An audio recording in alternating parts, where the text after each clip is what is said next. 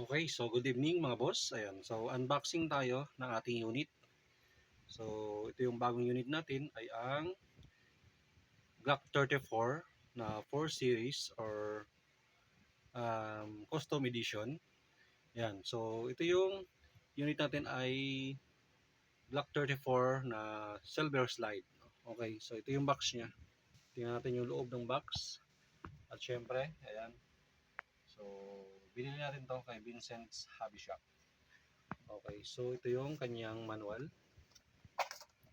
Ayan, so nandito yung mga ibang mga reminders kung paano ang paggamit, ano kung tamang paggamit ng ating airsoft.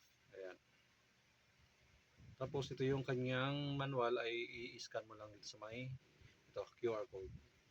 So, mas-check mo na dyan yung mga kung paano mo siya baklasin or yung mga parts ng unit, yung familiarization ng mga parts. Ayan. Tapos ito naman yung kanilang branch. Ayan, so may branch sila sa may Vista Mall, Taguig. Ayan, so may telephone number din. Tapos yan sa may Festival, Alabang. Ayan, so may telephone number din sila dyan. Ayan, meron din sila sa Star Mall Show, Star Mall Alabang, sa Farmers Cubao. Ayan, saka sa Cartimar Pasay at MCS Makati. Ayan. So, nabili natin tong unit ni sir doon sa main branch nila sa may Makati. Okay, so ito yung laman ng box. Una, yung kanyang magazine. Ayan. So, ito yung pinaka lagayan ng gas, pinaka inlet valve. Ayan. And then ito, yung kanyang back strap yan. Para kung gusto mo siyang mas parang pinaka thumb rest to eh. Ayan. Tapos syempre, ito yung unit. Ayan. So, naka-plastic pa siya. Ayan. Ayan oh, napakapugi. So, ito yung Glock 34 na 4 series. So, silver slide siya. Ayan. Ganda. Tapos, ito yung custom edition ng Glock 34. Ayan. So, una, naka-magwell na siya ito. Ayan. Tapos, customize na rin yung kanyang slide. Ayan. May mga uka na siya sa gilid. Kabilaan yan. Ayan ah. So, may mga cut na siya dyan. Kasi nga, para gumaan yung slide, para mabilis yung recoil ng baril. So, kung gusto mong mag-firing ng mabilis, yan. So, mas mabilis makapag-recoil yung slide o makabalik. So, ito pala ay gas blowback. Yan. So, pagdating naman sa kanyang sight, yan, napaganda. Kasi, fiber optic yung kanyang sight. Ayan. Ganda. Tapos yan, may parang pinaka-design niya yung likod niya. Yan, Punisher skull. Yan. So, ito naman, yung kanyang backstrap, dito yan nilalagay sa likod. Diyan na nakalagay. Para mas gumanda yung kapit sa kamay mo. Ayan. So, kung gusto mo magpalit niyan, kung gusto mo ikabit ito, may kasama yung pin. Ito yung kanyang pin. Yan. Tatanggalin mo lang tong pin niya na isa, yung sa stop. Tapos, pag gusto mo ito ikabit, yan, gamitin mo lang tong pin. Ayan o. Tapos, yung kanyang trigger, so, ibang-iba na siya doon sa standard na Glock 34. So, bakal na yung kanyang trigger. So, mas maganda, mas malambot. Kasi, dinesign to para sa pang-competition. Ayan. So, napaka-astig. Tapos, ito yung kanyang slide lock. Ayan. So, pag naubusan ng bala yan, automatic mag-i-slide lock. So, testing natin. So, pag nag-slide lock, ganito yung forma niya. Ayan. So, ganito yung forma niya pag nag-slide lock na. Pag naubusan siya ng bala, ayan, parang tunay na baril yan. Ayan, ganyan. Tapos yung kanyang trigger. Ayan, so ayan, kung i-release pala natin yung slide para hindi magasgas tong kanyang yung pinaka-slide natin.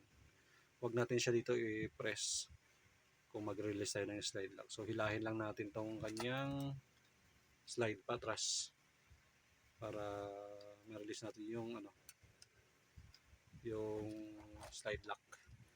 Ayan, so ganyan lang natin. So medyo mahirap lang kasi ayan oh. O, di ba? Release na siya. Ayan, so ito kaya yung trigger, yan. So, ibig sabihin yan, pag nakaganyan, nakausli yung kanyang pula. So, ano yan, ready to fire.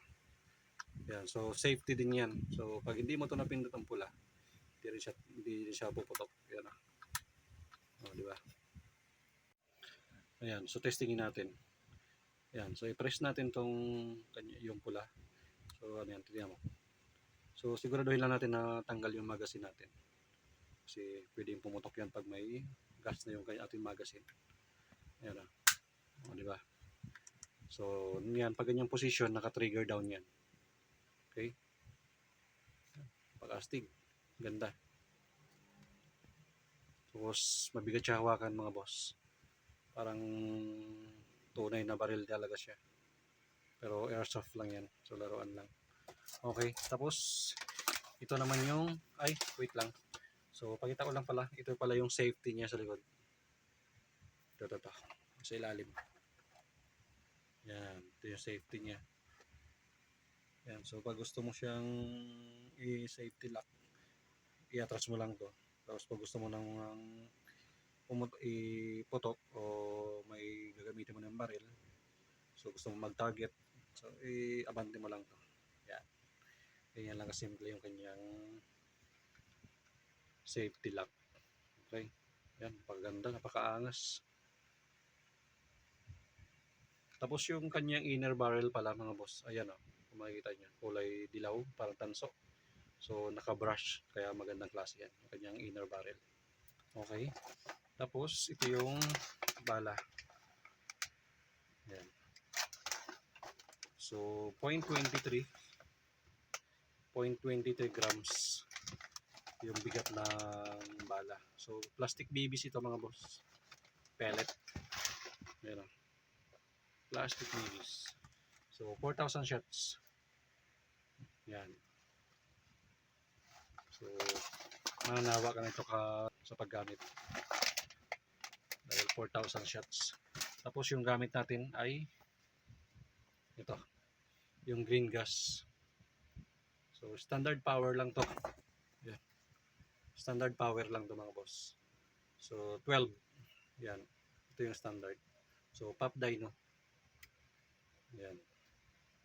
So ito yung kailangan natin para mapuputok natin yung baril. So dito natin yan sasaksak. Yan. Ito natin kung gusto natin maglagay ng gas, dito yan sa may magazine. Try natin i-insert yung magazine. Yan. So kailangan medyo malakas lang para hindi malaglag. Ayan. So mas mabigat kasi may magazine na siya. Ayan, yung sight, kitang-kita. So kulay green yung front sight, tapos kulay orange naman yung rear sight. So madali siya i-aim, madali mo siya itutok sa target. Yan o. Di ba? Ganyan siya, kaganda.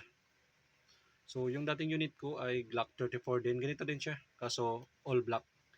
Ito kasi silver yung kanyang slide. So yung sa akin all black. Pati slide mo sa akin dati ay itim. So ito maporma kasi silver siya. Ayan. Stig. Okay, so test fire tayo. Testing natin.